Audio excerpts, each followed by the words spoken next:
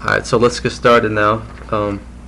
First, I just want to ask you, when did you realize you wanted to pursue a career in music? Because, from what I was reading in your bio, in college you were a pre-med student, and, at some point, Yeah. at what point, when did this decision change? It changed when I started hanging out with this group called Finesse.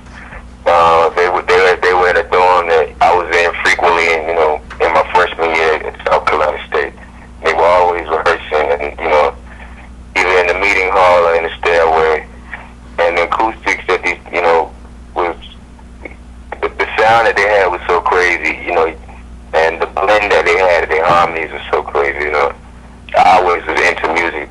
So, church was my platform, and that's pretty much where I honed everything. And so to hear them, singing, what I would learn is secular, for whatever that is. But to hear them doing that, it was crazy. They were just doing some Anita Baker and just some, stuff that we know already. But it was blowing me away. And then they started singing original stuff, and after that, I was more curious about music and where they were going and things of that nature than anything else. And eventually we all came to the North together. We made a stop in Atlanta briefly, hit Dark Studios, a couple other places, and made our way to the North. And the rest is kind of, it's history. We parted ways behind different situations we were going through as men. But the rest is history. Once I was here, I knew this is what I was going to do. Yep. Okay. And eventually, as everyone knows, you were able to sign on with Roc-A-Fella. And, how were you initially discovered, and what led them to signing you? Just tell me a little bit about that. Initially, for me, would be Top 10 Entertainment. It was a production company. And I also, met through this group I was with. But I really took to the producers. They had Cody. Cody's out of Queens, and Dinky Bingham, who were Queens also. They were a part of this production team, and these guys they were good, man. I mean, they were real good. I started writing with them, arrangements, learning to produce, learning a lot of equipment, and learning a lot of business.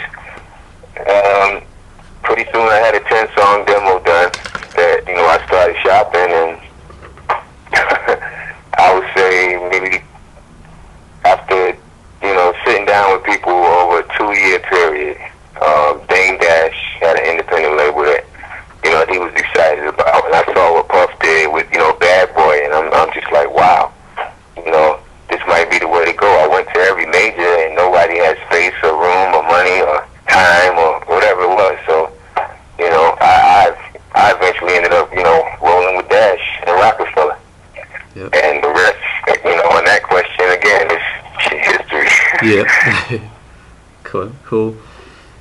And now, according to your bio, long, man, I'm trying to find a short version, answer with. I really, I'm just trying to make sure that, you and, the people are well informed at the same time, so. Oh, yeah, definitely. I mean, just feel free to speak, as much as you want on everything. That's much appreciated. Appreciate it. And also in your bio, I was reading, they listed 3 albums between the years of 98 and 01 that you were scheduled to release, but currently remain shelved. How come these never saw an official release, in your opinion? Well, I mean, that's a question that, hey, officially or unofficially, I can't answer. There was a lot of unsaid and unspoken things, differences that Roc-A-Fella and Def Jam had. A lot of times it didn't have anything to do with the artist. Yeah. All I can tell you is this. I turned in 3 incredible projects before each deadline that I was supposed to turn them in. And once you do that, it's in the hands of the label. Yeah. Mm-hmm. It's whatever they decide they're gonna do from that point. It's really, an artist can't just put it out. That's part of you being in a deal with the label. Yeah. So that's a question. That's like the Phantom of the Rock. I really can't, or the Phantom of the gray area between Yeah. I don't. And you know, we went other places to try to do the same thing. Don't get me wrong, but eventually, there was a different blueprint, you know, for different labels back in the mid to late 90s. There was a different blueprint. They all had one. They had a team of these people and a team of these producers and a team of these songwriters and a team of, you know, they all had one. And, you know, hit makers at Bad Boy, like every team, every label had like a specific group of people that they would go to for their particular sound. For Electra, it was, you know, Timbaland, Missy, and those guys. I am a soulful artist who's not in any way limited to how I can perform, what type of show my people see, whether it's dances, whether it's a live band. My production most of the time is, you know, it has a live feel or, you know, some live instrumentation energy about it, because that's my platform, you know. Like I've never been one to be around a Teddy Riley or to be around a Timbaland or be around, you know, a Static, who's one of the best songwriters I know, and really develop myself the way that they develop themselves in their sound. My sound came from a different realm, and that was the one thing that I knew I wasn't going to compromise. So if I was blamed, you know, in any way, or could take any blame for any way, it was simply that, you know, if I jump to another blueprint, then that's going to become my sound. But I'm not limited to that one blueprint. I can do all these blueprints, you know? Yeah. So it made it very hard to I guess, find a home in a joint venture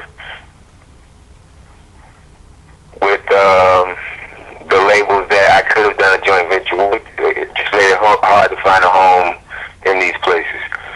So, you know, I pretty much just kept it Roc-A-Fella, and if we couldn't do it, then it wouldn't get done. But there are a lot of questions that I really don't know the answer to in regards to what really happened over there. Man, there's a lot that happened over there. Not just for me, but every artist that was on Roc-A-Fella, I'm sure, could give you the same interview. Like, yeah. They would all pretty much say the same thing. Like, man, I really can't tell you what it was that made everything crazy. Like, I can't tell you. Like, all I can tell you is that when we were together as a group, and when it was time to work and perform and be in the studio and be around each other, and you know what, outside of the music, when it's time to be there for each other, I don't think there's been a tighter click than Roc-A-Fella yet. I mean, I'm still honored to be a part of that whole thing. I don't really know what happened, though, to tell you. The albums were placed, they were presented, you know, they were loved by everybody in our building, or at least in you know, in our office space.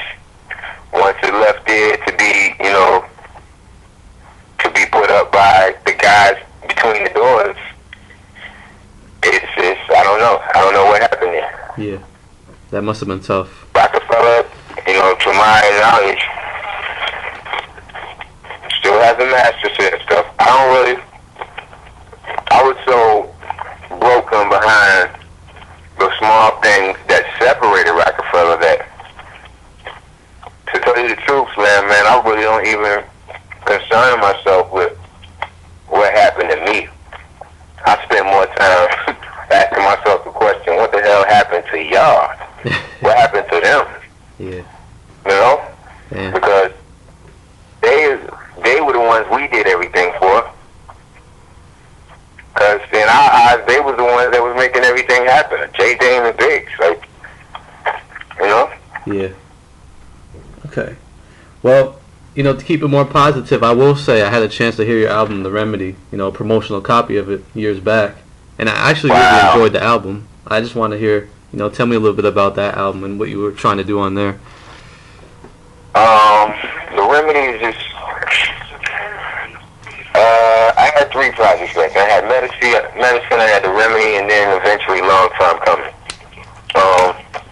With The Remedy, all 3 of these albums are basically different ways of trying to do the same thing. And that was show male representation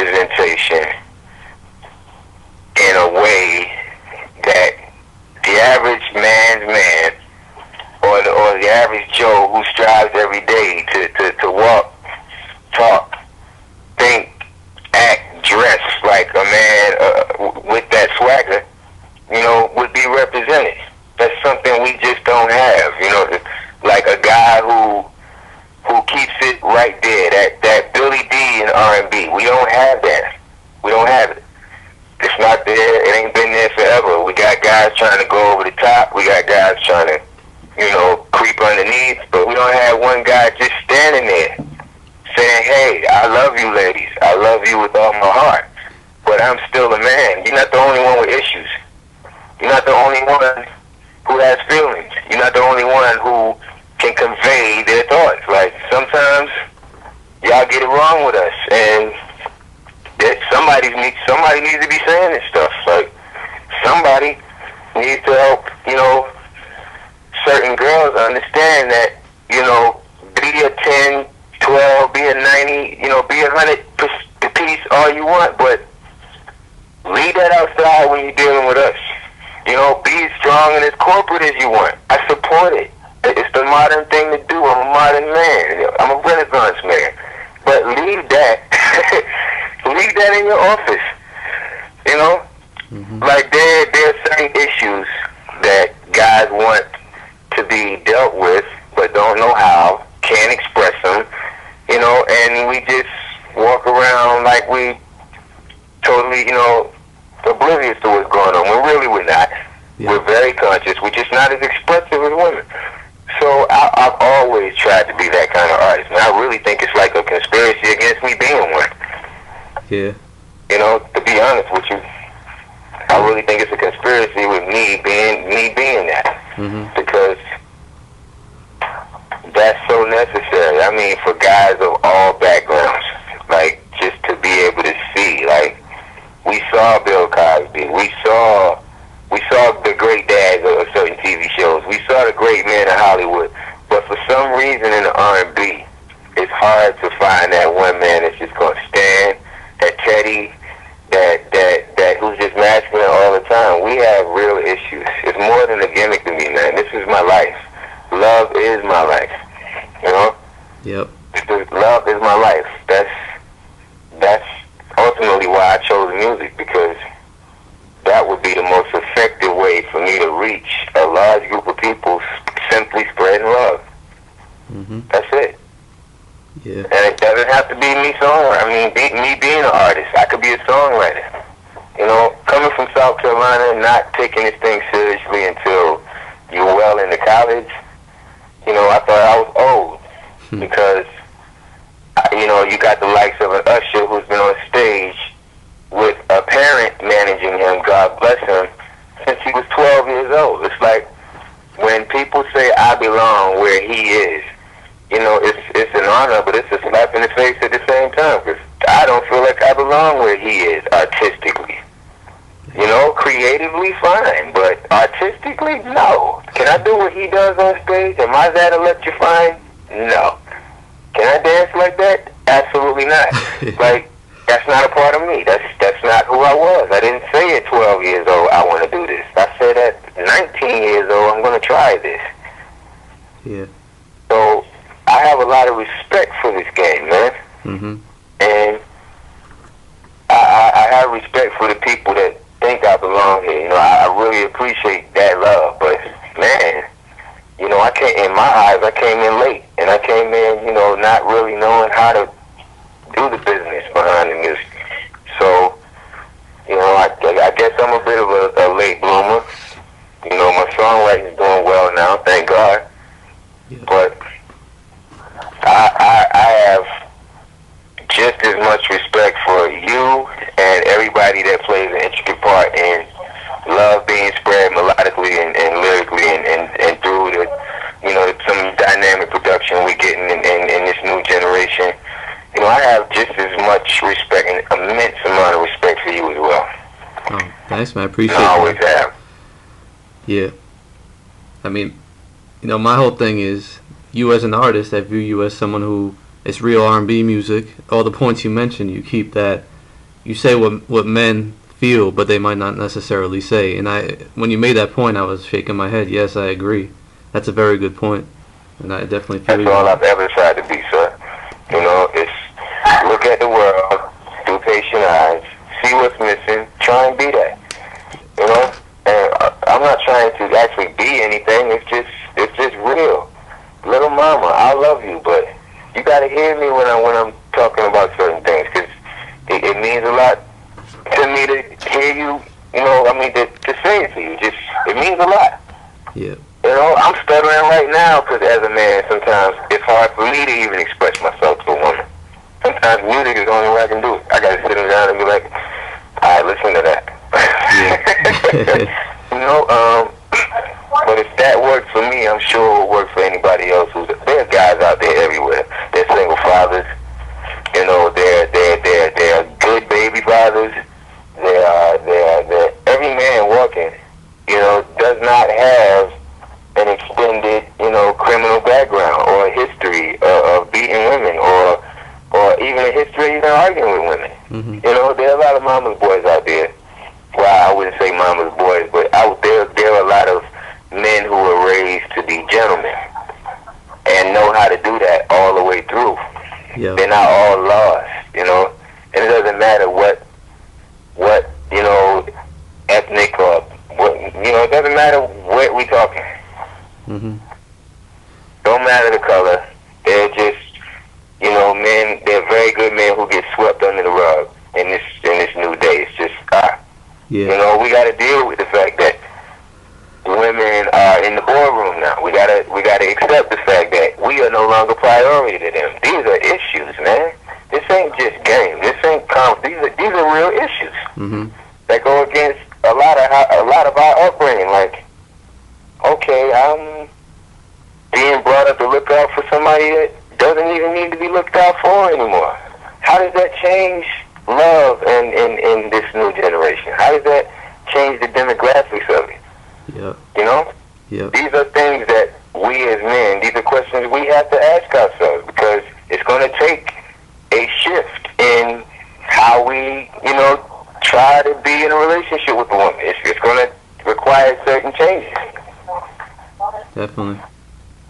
And there's something like, these are real issues. It's just like when women needed to get out there and do their thing and make the decision over the last 15 years or so that, you know, I ain't really gonna wait on no guy to do anything for me. Like, whatever it is I need in life, I'm just gonna acquire it myself. Like, well, that became an issue for them. It landed on TV, landed in talk shows, landed on magazines. You know? Well, the new epidemic is, that's the fast track they're on, which means we are not a part of any of that. yeah. We are the last to get now. And that's fine. But we have to, we want someone out there in the music world. We need someone with a mic in their hand that really understands that. Mm-hmm. You know? Yeah. Just be that kind of guy. You know, all I'm going to do is say what needs to be said to the ladies. I'm going to do that. Yeah. But I'm going to do it in a fashion where the average man is going to be like, yeah, that's what I'm talking about. Mm. That's always been my aim, just to walk that tightrope. Yeah. Yeah. I just got a comment real quick, because you made a point earlier saying that sometimes instead of expressing yourself, you just put on a song and tell, you know, the girl to listen. I've actually done that with a song of yours with a female in the past. I actually. Wow, one of mine? Yeah, I did that. I'm honored, man. I mean, I'm glad you know the history, but Yep. even with those 3 albums, you only heard a third of what I got. Oh wow. and you know what I got is, it ain't album, but the beauty of, you know, online and, you know, stuff like that is now you have more power to commandeer your situation. So I'm gonna make an attempt to actually, you know, go there. Some of it's gonna be controversial, man. I gotta let you hear some of it. Okay. Cool. You know what I mean? Some of it's gonna be, whoa, he kind of really, yeah, it needed to be said. Yeah. It's not vulgar. It's not derogative. I'm not disrespecting women. Like, you know, I'm definitely, like I said, I'm dealing with issues my brothers, we need to change the way we talk to women. I know that. I have songs where I'm dealing with us on that. I am. Yeah. So it's going to be a real, like a head first nose dive into the real demographics of the love-hate relationship, man. Yeah. Real. Okay. You know, hopefully trickle off into fashion. I don't like half of what I got to go in the store and buy as a grown man. I don't feel like no grown man wearing it. Yeah. You know, I want to have confidence when I walk down the street. I want my fabrics to be quality too. Something I can, you know, throw on a hanger on, fold up in the closet, and bring back out every season for 5-10 years. Why not? Women have them. Yep. Definitely. They have them. Like, I would love to have that kind of quality stuff too, you know, without being beating the head over the price. These are the things that I'm looking at. You know, I'm looking at these issues for guys. Not because I have any issue with anything women are doing, but I have an issue with the fact that, you know, guys have arrived, so-called, so now it's their turn. Okay, fine, arrived, but there will be something lost behind them arriving. Something about love, something about the balance in the universe. There, like something in that realm will be lost. This ain't religion. This is just me, country ass Rell with common sense, talking to DJ Slam. Yeah. Something will be lost with, and we're gonna have to find a way to make up what's gonna be lost. You know, I don't know how that is, but for the most, we are not a priority with the other side of the fence these days. Mm-hmm. I mean, know that. Yeah. know that first. Like, you know, if you have one in your corner now, Slam, who don't question much, who understand what you got to do and is rolling, you know, cut your losses, put her up, put her away. Yeah. You know what I mean? She's going to give you power over all of the ones that have power over you in the street all these years. Put her away, because that's how you want your headquarters. You want your headquarters strong. You want home base as strong as possible. You know what I mean? Definitely. Forget about the look. Beauty's going to have to come from within out at home base. It can't be, you know, on that out-in shit. It can't. It can't. Home base won't be strong like that. You know what I mean? And if it is, then you're a lucky man, because she's a rare find. To have them both, like beauty that comes from within and out, but still gorgeous outside, I can't tell you how rare that is. Yeah. I'm an R&B artist, and that's rare. For real. Wow. I have yet to see that. So, there's just a lot of things we gotta look out for. I'm just here trying to help, you know, strong men all over the world stay afloat. Mm-hmm. You know, let them know that, you know, yeah, I go through that too. I might be in America, you might be in Scandinavia, but yeah, it happens. Yeah. It happens. It's okay. It's all right. I'm here. Mm-hmm. You know, I would talk about, you know, the sex, but R. Kelly's done that enough for the next 20 generations of music. I would, you know, try and, you know, my hand at dance and things, but Chris Brown and Usher have taken it, like, they broke the mold. I mean, there's not much else you can do. As these two gentlemen haven't already shown you, man. Omarion, there are others. So what hasn't been done? You gotta understand, this is how I've been studying this industry. I have to respect it. You know, it's the ultimate chess game. Like, she's the mothership. I'm just a vessel. It's like I have to study her. I have to. You know, I can't just jump out there. Yeah. And these are the things that I started asking myself late, because, you know, I didn't take it seriously until I was 19. I feel like I was late. Then I get here and I have, you know, Andre Harrell and others telling me, man, you like 10 years before your time. Matter of fact, 15. Damn. You know, I didn't take that to heart. It didn't make me arrogant. It actually kind of depressed me. Yeah. I'm like, I can't wait that long to win. Jeez. But I finally understand what they were saying. I came in wanting to be this grown man that I am right now, but I actually had to kind of grow into that grown man first before I could represent that grown man. Yeah. Which puts us in a good place right now, sir. Yeah. Very good place. Definitely. Very good place. I wrote that Here I Stand for Usher, and it just opened up all sorts of doors. Okay. Yeah, I mean, that's something I was going to ask you about later on, but you could just tell me about that now. Tell me about how that opportunity came up and what that's led to, like you mentioned. It's just led to me being able to collaborate with some of the better songwriters, the Marians, the Carvins, the Elements, like the Sadiq. I already knew Sadiq, but I got to put him in that same category. Spent some time out west with Mike City and a lot of these guys, and this has really put me in a good place as far as being a part of any soul movement from East to West Coast in this country. It puts me in a real good position. Sean, Usher, Sean, Neo, Dream, they've all, going on to be, great artists and put out great projects. Yeah. Me, I think I'm going to stay right here songwriting, man. I love my weekend barbecues. I love being around my children, my son, my daughter. I love being around family. I love having, time to hang out with friends. I actually missed all that when I was an artist. Yeah. And being that I was in New York, but from South Carolina, none of my real friends got to see any of what I was doing anyway. Yeah. I never really got to take them. We never really got to roll because no project ever came out. The wheels didn't get spinning. I had this conversation with many people. They all thought, hey, cuz is just up there doing it. And I mean, granted, yeah, I am.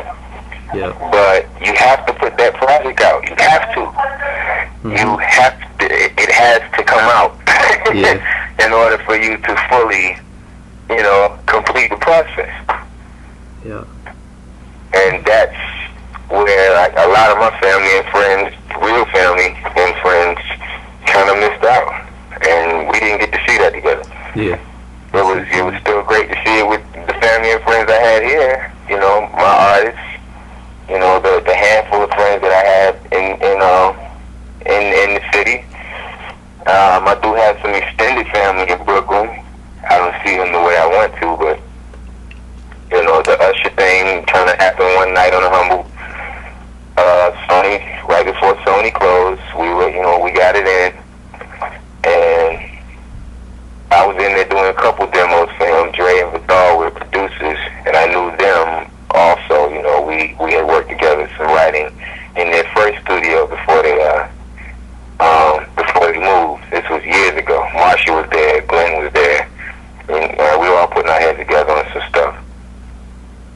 So they're in New York. One of my partners happened to, go to their session and, let them know that, hey, Rell's my roommate. You should have him come through and work on this. They're working on the Usher project, Here I Stand. Well, it wasn't Here I Stand. Jesus Christ. It wasn't. They were working on the Usher project. And so I went in, I demoed that one. He liked it. He demoed it. He didn't keep it, but then there was this other ballad that he wanted someone to write to, and I tried my hand at that. Usher came in like, I love it. He didn't change one word. He kept me in all the backgrounds, re-demoed it, and that was it. And now the album had a title, Here I Stand, which was the title of the song, that I wrote for him. Yeah. Actually, I think he changed. It was we were trying to figure out what would we say. Here I am. Here I stand. Yeah. Here I stand. Yeah. It was kind of like a mutual agreement, but it was definitely the particular word he wanted to run with. So we ran with stand. Yeah. Here I stand. That's the only word that got changed in the whole demo. I think stand. Wow. Pretty And cool. it became the title of his album. So I can't explain it. That's like. Those are all the details I have. Mm-hmm. I mean, that's just how funny and how fast things turned around. Yeah. After that, right now I have one with Music Soul Child, and trying to turn that one into 3 or 4 that I write, for his project before it closes. Mm-hmm. I'll be in the studio with Jerry Wonder, who's Roc-A-Fella's brother, very soon. Big ups to Jerry Wonder and the whole Clef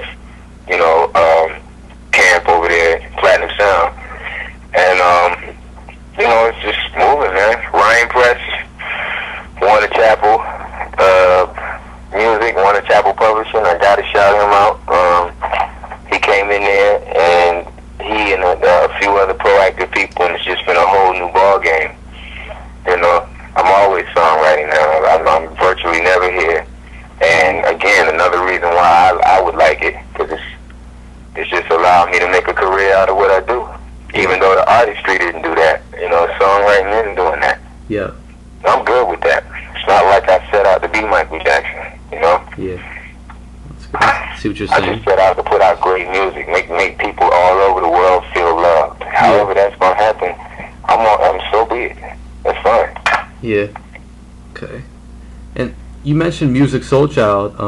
There was a song on your Remedy album. I believe it's called "Say It Ain't So." And a few years after I heard that version, I heard a leak by Music doing the same song. I didn't know what all that was about. Can you just explain that? I don't know. I had no idea he did that. Okay, because it was the same words, same song, same beat, same exact song. Well, "Say It Ain't So" wasn't a song I wrote. Okay. That was a Mike City joint. Okay.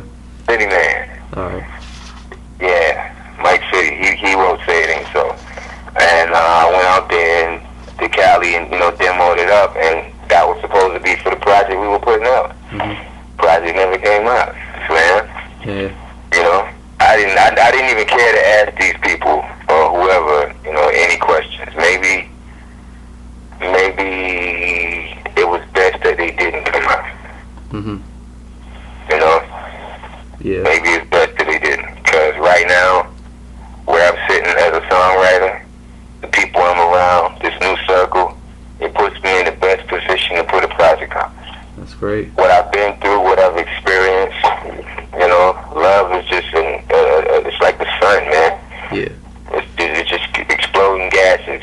Only love is exploding gases. It's joy, pain, loss, gain. Joy, pain, loss, gain. Boo, boo, boo, all day now. That's love. Yeah. I equivalent it to the sun. It's like the sun. it's like that. Boo, love, pain, joy, pain, loss, gain. Joy, pain, loss, gain. Joy, pain, loss, gain. Your whole life. Yeah. It's up and down, around. Oh, I got it together right now. Oh, shit, I'm floating. What happened? Like, I mean, that's all it is. So, let's deal with that. Let's not get so caught up in the sexuality. Let's not get so caught up in having the next man's girl. Jesus, I'm sick of hearing that in the music, man. Yeah. My whole life, 33 years of living. If I could help it, I never dealt with nobody's nothing. You understand? Yeah.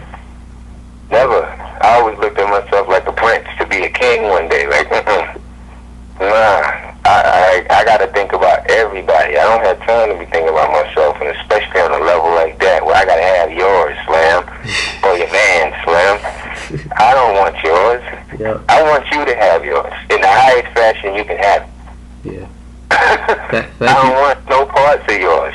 Thank you for saying that. I got a song where I'm dealing with that. What's this your girl thing? I don't want your girl. Yeah. I don't want your girl, for real. Sincerely, from the bottom of my heart.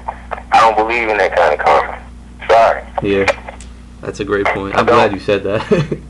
Because, it's just getting out of hand these days, with the music. Hey, that's why somebody needs to speak on it. Like, you dudes is loose.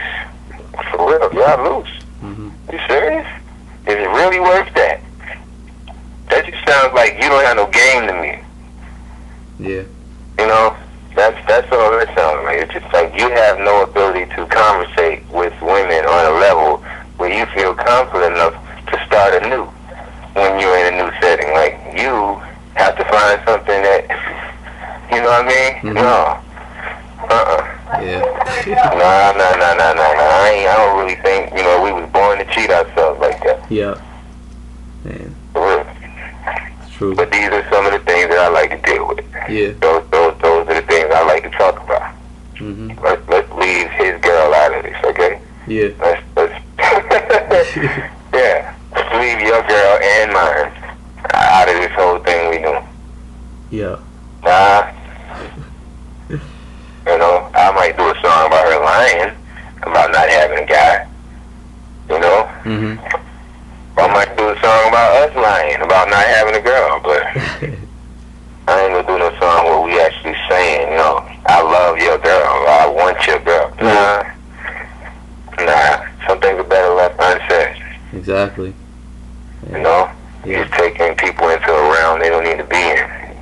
I can't say that be help because, you know, I just look at, you know, and this is off the record, Slam. Alright, we can't print what I'm about to say. Alright, no problem. I can edit it out. We can't print what I'm about to say. Okay. But Mary had every girl in the world broken hearted for 10, 15 years and jumped out and got married. Left them broken hearted. Wow. I never thought of it like that. Beyonce came along and said, girl, y'all don't need no niggas. Yeah. You don't need no niggas. Where all my single independent ladies at, huh? Uh-huh. She jumped out and got married. Oh, man. Okay? Yep. Now all her single independent soldiers out there is still giving us their ass to kiss. But to no avail. Only to turn around at 35, 40 when the clock starts ticking and say, what the hell did I do with my life? Mm-hmm. I got my master's, but I got no master. Yeah. Wow. That's true, man. Hey, I'm just sitting back watching. I'm like, nah, I'm just a poet. Like, Mm-hmm. you know, I walk the streets. I watch my brothers stroll on a daily basis. You're my brother, not just brothers, man. Mm-hmm. I watch them stroll. They look down. They look up. They look around. They got swag. They know what's going on with themselves and their surroundings. They know where they're on their way to. They see something cute, they might whistle, they might hiss. They just know what's up. They know what's going on. Yeah. You ever stop and watch these women walk the street? Briefcase, skirt, pumps, high-stepping military, ain't looking right, left, nowhere, straight ahead. Yeah. Don't stop me, don't talk to me, no. I don't need your comments. Go to hell. Yeah. You know, I take out time and I watch the world I live in. Mm-hmm. Yeah. Yeah. I watch it. I just go, wow, sometimes. Like, whew. I don't remember the last time I gave a woman a comment. Unless it's one of my friends and I'm around daily. Yeah. But I just keep them to myself now. You must be spending a lot of time on the streets in New York, huh? Huh? You must be spending a lot of time on the streets in New York City. I know exactly Well, what you're talking about. actually, I'm spending lots of time in the streets of Manhattan. Yeah. Okay? The hood ain't like that. Yeah. Brooklyn ain't like that. Harlem ain't like that. Uptown ain't like that. Yeah. Where the 5% of sophisticated women of the world are here. Yeah. I mean, it's like people forget. If we all on this island, right? All of us. All 8, 10 million of us, they say. Mm-hmm. And for those of us that work primarily in the city, we are that 5% from our background. We are that 5%. We're in the hustle capital of the world, man. Yeah. You know, I get it. You know, we're all here trying to make it happen. This is the one place anything can happen, either to you or for you. This is the one place. Anything goes. Mm-hmm. You know, you gotta make it happen while you're here, but socializing, that's hard outside of just going into a bar, going into a club and catching somebody hat tips already. This is very hard. Yep. Very hard. Definitely. So, I just watch. I just look at it for what it is and try and make music to personify it. Yeah. Yeah. Manifest it. That's all. Yeah. Okay. Hey, are we good on time? Because I still got a bunch of questions for you, if that's cool, Can I call you back? Yeah. I actually need to run out real quick and handle something before 2 o'clock. So if I could call you back, it'll be probably like 2:05. Yeah, that's no problem at all. I just got like 5 or 6 more questions I just wanted to ask you about, if that's cool. You can call me back. Oh, okay. You know what? Let's try and go for it then. Okay, cool. Real quick, you mentioned earlier when you were mentioning top songwriter Static, and I'm a big fan of his music, and I know he did a song with you, if that's correct. If It's Obvious. He did. It's obvious. Yeah, and tell me about that song and how you got a chance to work with him and everything. Well, that was me saying, look, man, I don't think it's gonna work the way we doing it. So Dad, who signed me to Roc-A-Fella, walked me over to a lecture and sat me down with Sylvia, Rome, and Bob. You know two of the best CEO, partners or CFO, wherever their position was, they were two of the best that I ever met. I had nothing bad to say about them. It was just the design of Electra at that time. There was no way that I was going to be able to keep up with that sound. That sound, let alone, that's not even around anymore. Yeah. You know? Mm-hmm. That was Timberland's camp. Like, everybody, Aaliyah, the Genuine, the Missy, the Electra was, they were all through there. And there's nothing wrong with that. That's fine. But it wasn't for me. And I knew that. I knew that after it's obvious. Static Road is obvious. The track, I heard, it was just hard for me to love that track. Yeah. It was real hard for me to love that track. It's like, I'm trying to be this grown dude, and it was like that whole situation was kind of pulling me in another direction. Yeah. So, when I was presented with the option to shoot a video for It's Obvious, I didn't really want to shoot a video for It's Obvious. It's like, there's nothing I can do with this. Wow. It was like I wouldn't know where to go after that. Yeah. Would it have to be another Timberland joint? If I build a core fan base off this sound, am I going to be able to come back with a live ballad, Mm-hmm. Damn. Am I going to be able to... I didn't know if I'd be able to flip it that way. I'm thinking, like, if I go in that route, then, I want to eventually have to keep going back here to get that sound that people are familiar with if they fall in love with It's Obvious. Yeah. Wow. That just wasn't who I was, but it gave me an immense amount of respect again for Static, because that is who Static was. And for him not to be signed to his own, individual deal was just crazy. Yeah. That was crazy, how different DJs do compilations or whatever. Static could have did a Static compilation, and that would have popped just because of his songwriting, Mm-hmm. He would have known who to bring in, who to have sing what song.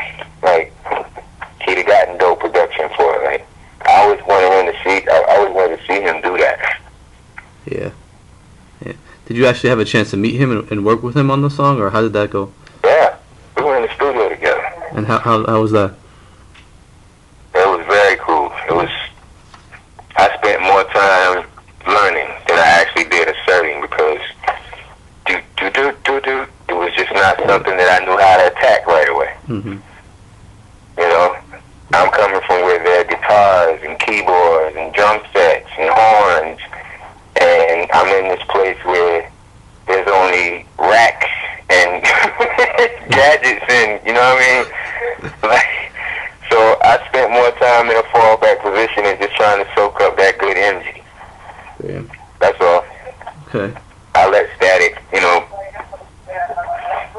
I really had no problem letting Static commandeer, because he was already familiar with that sound. Yeah. I wasn't. Outside of hearing it on the radio, I wasn't, familiar to it. Mm-hmm.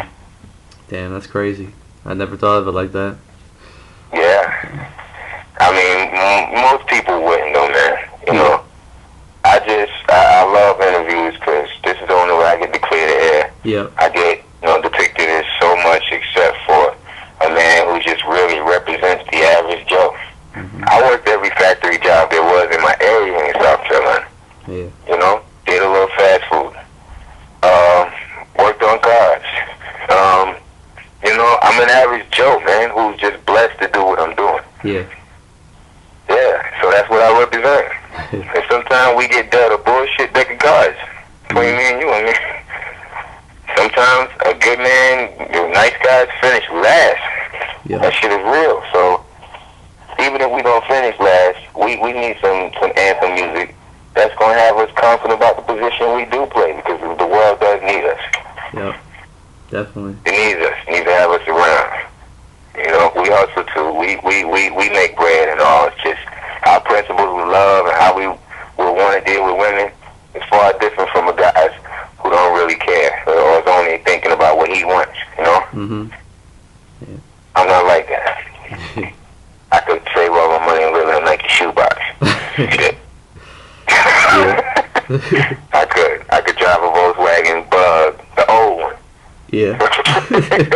You know, my car would cost $3,000 tops, and I roll out because, you know, that's me. She's the part that complicates my world. I'm like, you know, and my she like all the other extras is how far I'm gonna go to, you know, keep the woman I'm trying to have, you know, smiling. Yeah. Yeah. They don't understand that. For them, it's the exact opposite. She needs what she got to smile. It ain't got nothing to do with you. Yeah. It has nothing to do with you, boss. Trust me. Yeah. Oh man. Yeah, I also wanted to ask you about another song you got called Real Love. The one you sampled the Tribe Called Quest beat on there. I believe Kanye was on there. Oh man. Tell me about that now, one. This one we can talk about. I don't care who you tell. Okay. This one we can talk about. Okay. Real Love was produced by Bula, co-produced by Rell. I actually told him to, you know, loop that for me, and I got a song for it. So, big ups to Bula. He did that. We went in, we knocked out the song, and Dash heard the song and was like, yo, Rell, this is probably around 2000, you know, late 2003, going into 4. Like, Rell, I like this joint right here. Like you might have one. This might be a joint right here, dog. This might be a cut. But that's what's up. So we went in, we redid it, you know? We redid it. We turned it from the mixtape sound to, you know, basically an album sound, like a radio sound. Came back to Mr. Kanye, DJ Slam. Kanye put Consequence on the joint. I didn't even know Consequence was going to be on the joint. Yeah. Okay? Oh man. Yeah. He was supposed to be laying something. He had through the wire. His mixtape was bubbling. He was supposed to be doing something. He ended up putting Consequence on it with him. No problem. That's fine. We all crew. It's nothing. Yeah. I look past that. So now it's to the point where Dash wants to actually shoot a video. Yeah. So I'm thinking video. I'm thinking Cotton Club. I'm thinking, you know, suited and booted. You know, I'm thinking, you know, scarf around the tux. I'm thinking just me and a couple of my good dudes just sitting back with something cute. We all look at 1930s, 1940s style. It's uptown. It's Harlem. You know what I mean? Yeah. And it's, you know, maybe me performing on the stage, you know, and I got some girls on the floor, and they got the guys with them, and the guys are, you know, throwing them between their legs and up in the air. You know how, like the old school dances. Yeah. It's going down like that. Now, this don't cost much. It's just one ballroom. Set the cameras up 3 different angles or something, and we rock it right there. Give me a little performance scene off to myself, and it's done. Kanye made this shit sound like it was so much work. He'd rather just be in the back of a New York cab with a camera, you know, filming and then showing the city, and, you know, then I'm getting out the cab and going to meet this chick, and we walking into like a Starbucks or something, and then the video's over. That's cool too. But this was my joint. Yeah. Damn. You didn't even produce the beat. All you did was rap on it. That's it. Wow. This was my joint. Yeah. Okay. Wow. So right then, I knew how swollen this guy's head was. I knew he wasn't gonna be around. Period. Oh man. That happens. We go on. Dad still wants to shoot the video, but he has to go out to London. Cool. I'll wait till you come back from London. He goes, gets back from London. We ready to shoot. Kanye tells me, like, Rell, like, adamantly, I ain't trying to wear no suit. I don't wear suits. Wow. I don't wear suits. That's what he told me. 6 months later, he had the Grammys in a 3-piece white joint. He's dancing in the joint with what's that joint they was on in together? It's 4 of them. It's Common, I think, it's him, it's somebody else, and they all doing this like quartet strut with the four of them stepping and dipping in the front. Yeah. And they all got suits on. And I'm just trying to figure, like, you told me you don't wear suits. You ain't wearing no, that's the problem you had with my whole video shoot. You're not wearing a suit. Mm-hmm. Now you in another motherfucker video dancing in a suit. All you had to do is just stand there with a cane in your hand with something cute draped across you and you just spitting. Yeah. That's it. He made the whole situation so difficult, we never got to look for real love. Wow. It never happened. It's ridiculous. So, I'm the man of my mother's, well, not the man of my mother's house, but I'm the oldest man in my mom's tribe on my mother's side. On my mom's side of the family, I'm the first grandson, nephew, first boy. And that's the other part. Mm-hmm. You know, these smarts I had, these wits I grew up with, I had to put this shit into all sorts of shit, man. And it wasn't all good. You know? Yeah. I almost hung myself a couple years ago. Not suicidally, but I got into some trouble. Mm-hmm. You know? And because it was, once Kanye did that, once we didn't get that look, Roc-A-Fella started to sizzle out behind the beefs and that they was having, the egos. You know, I wasn't able to get another song off before the doors closed. Yeah. Real Love was the last one I went to radio with. Yeah. Yeah. And after that, like, the doors closed and the whole thing was, you know, this and that. Dash signed me, so I went to Dame Dash Music Group with no problems. I was not going to be labeled as a guy that jumped ship or switch sides or whatever. You know, they was all my parents, so I hated all their guts. I hated Big, Jay, and Dame. Mm-hmm. I did.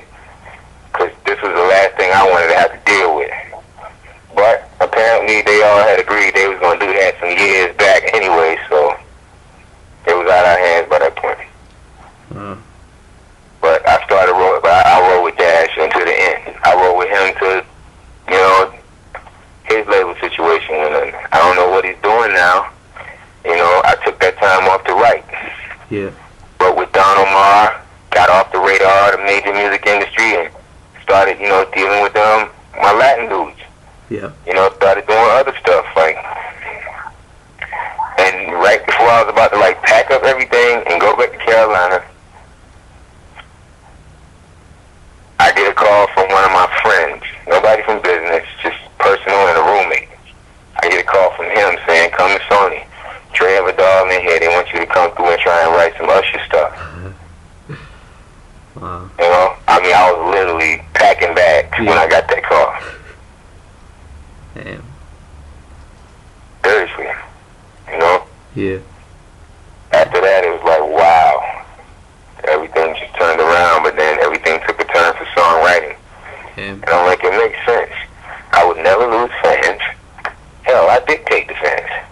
Yeah. You know? I would dictate the fans. Basically, every artist I write for, you know, a joint that their fans like, those are my fans. Mm-hmm. I never lose fans like that. You know, I would lose fans as my own artist. They eventually grow out of me. They want something different. Yeah. But I never lose them as a writer. Yeah. Got a point there, Rell. I think this is where I'm going to stay. I don't think I'm concerned with it, you know? Yeah. I'll put something out for the people because they deserve to hear something from me finally. But I'm not really even pressed in being an artist. Mm-hmm. Seriously. Yeah. Wow. It's like, yeah, I can have it. It's just too much stress, too much politics, too much to deal with when you sing. Yeah. You know, maybe if I was a rapper, I'd deal with it. Because you're just talking. Yeah. You're just talking. I mean, Yeah. Well. you're just talking. But singing, Mm-hmm. You don't want to have to deal with all that pressure. You just want people to get the love. You just want them to do that. You know? Yeah. I'm trying to offset some of these mean-spirited people with some good energy, you know? Mm-hmm. Bunch of them out there, like, oversaturating things these days. Yeah. Gotta balance this out, like. Yeah. Man. You got any more questions over? Yeah. I get long-winded with you, man. I don't talk to nobody. You understand? That's why I don't talk to anybody. Yeah. I mean. You hear about me in any other interviews talking about anything?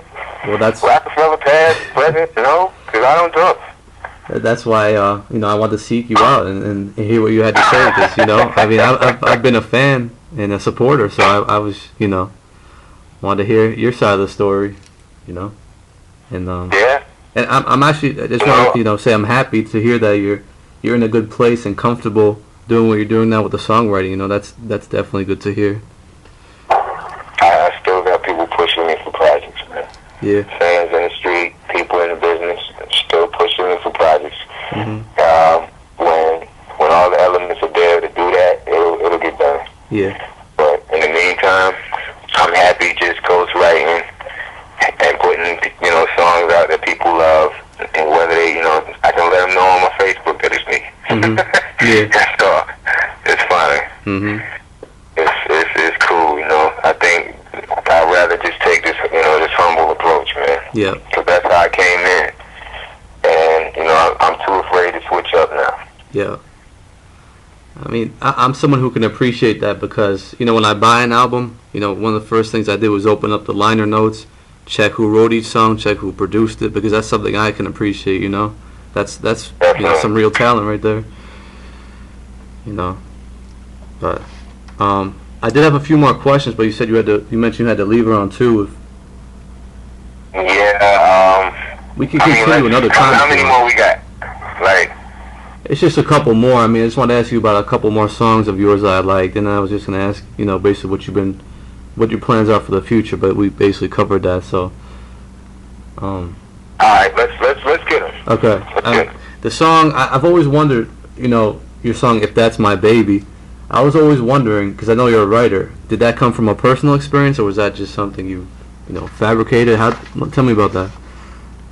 Mike City wrote If That's My Baby. All right. Is that I didn't write If That's My Baby at all. Okay. Never would have been a part of my marketing strategy. Yeah. Yeah. To be honest with you, like, you know, I'm 23 years old. You know, like Jay said, If That's My Baby, it was a smash. Like, Rell, I'm telling you, I don't know if he was doing that to throw me off or he really believed it, but that's what he said, and that's why we ran with that song. Mm-hmm. I was going to run with Say It Ain't So first. Mm. Yeah. I thought Say It Ain't So should be first. Like, why are we running out of the gate talking about babies? Y'all going to have me, like, this is my first single off the project? Mm-hmm. Babies? Come on, man. Yeah. Wow. It didn't make sense to me, but I listened to my bosses at the time, like a soldier supposed to. Yeah.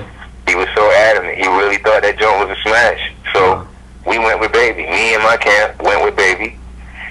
You know, me and Top 10, Darren Chandler, we all decided to go with Baby because Jay and Dane, you know, and Jay was already well beyond the point of, you know, making things happen on behalf of Roc-A-Fella by then. So we figured, why not? If he's this far into this song, why not? Yeah. Yeah. It was a bad move. I never would have did that. Oh, okay. I wanted to drop Say It Ain't So. Say it ain't so that you have found someone else to give your love. I would have dropped that first, and then set up for like a baby song or something like. But you don't come out the gate when you're that young talking about kids, man. Yeah. Tell me. A lot of people ask me different things. Was that based on truth? Yeah. Did the girl wait 9 months to tell you? No, yeah. And more over time, I just hated that we ran with that song. Oh man, I'm sorry to hear that. Yeah. There was another song I liked from that album, Get Up. That was just like a fun, you know, feel-good song. You know, did you like that? Would you ever consider releasing that one as a single, or did you ever? Get Up would have been my second joint. Say It Ain't So, and then Get Up. Okay, cool. Yeah, I would have. That's funny you brought that up. Mike City wrote that too. Okay, cool. He had 4 joints set aside for me when I came to California. 4. He had Serious. He had Say It Ain't So, If That's My Baby, and Get Up. All 4 of those was like, he played those 4 demos back to back to back to back. Like, Rell, I was saving these 4 for you. Yeah. When we got to his studio, I knocked out all 4 in 4 days. We were done. Like, oh, yes. Man, my project is complete. Flew back to New York happy. Like, we're good. We're so good. Oh, man. Okay. Roc-A-Fella was happy. Then Jay came back with Baby. Yeah.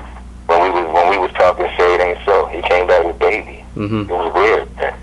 Wow, that's It was crazy. weird. No, I look back now. That was weird. Yeah. Wow. And then years I later. mean, ask yourself an honest question, okay? Like, being that you know all the songs, we can have this. You know, we can talk like this. Yeah. Would you have ran with Baby? Nah, I mean, Like, if I'm your artist, would you have let me run with Baby as the first song? I don't think so. I mean, well, what about the remix? Was that going to be the single, or was it the actual album version? Because I heard a remix with Beanie Siegel and I believe Freeway. Well, it would have been. The reason why we ended up doing a remix was because the original didn't pick up on radio like we thought it would. Oh, okay. Yeah. Yeah. Yeah. That's the only reason why we did a remix. Yeah. Nah, I like Say It Ain't So and I like Get Up. I really like those two. I'm not sure. Yeah, I love went with Get Up. I love Get Up, and I love Say It Ain't So. Mhm. And Baby and Serious was cool too, but Baby would have been my last choice. Mhm. Yeah. And that's why when I heard that Music Soul Child version of Say It Ain't So, I was kind of a little upset because I don't like when that happens, because I know that was meant for your album, and I guess they gave it away or whatever. But no, it was. I mean, it was his. Yeah. It was his to get. Yeah. That's obvious. But he never released it anyway, so. But, and then one more song I wanted to just ask you about is the song "Let Me Show You." Was that actually a single? And because I thought that song could have really done something for you later on. I don't know what year that was from. That was from probably 03. Okay. It was 03, 04. That was the rock music movement. Kenny Burns was actually heading up the R&B and all other forms of music department at Roc-A-Fella. Mm-hmm. Everything that was non-hip-hop, basically, he was over all those projects. Yeah. Okay, me included. So, Let Me Show You was something that we did with some producers out of D.C. Mm-hmm. And they wrote that song. They did. Yeah.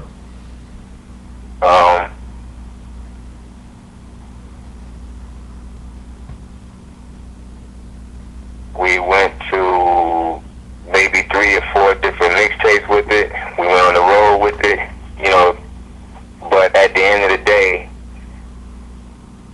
not having that project, not having that release date, not having that, that vanilla envelope with everything that radio needs to continue supporting, your movement, it was just impossible to keep anything percolating. Yeah. It was. Back then, radio needed to know certain things. They needed to know, okay, this is the first song. What do you know what I'm saying? When's the album coming? Do you have a copy of it? What do you think the second song is going to be? I had me asking, well, why do y'all really need to know all of that? Seriously. But I guess that's how it goes in order for, for them to maintain certain relationships that they have. So. Mm-hmm. Okay. Yeah. That's just my understanding of it. That's just my take on things, man. I'm not the smartest music business guy. Mm-hmm. But okay. All right, cool. Well, it's my take on it. Yeah. I'm not going to take up any more of your time. I really appreciate you taking the time to do this interview, and you really gave me some, this was an amazing interview in my opinion. You really shed light on a lot of things. You took it deep, and I appreciate that. Thanks for having me. Okay. Appreciate it. Me not having put out a song in over 5 years, trust me, I appreciate this. Yeah, and I'll just try my best to, help spread the word on what you're currently working on. Let people know you're still actively writing and all that, because a lot of people don't, they don't pick up the liner notes and read to find that stuff out, So I'm just gonna try to do my best. I appreciate it, Dave.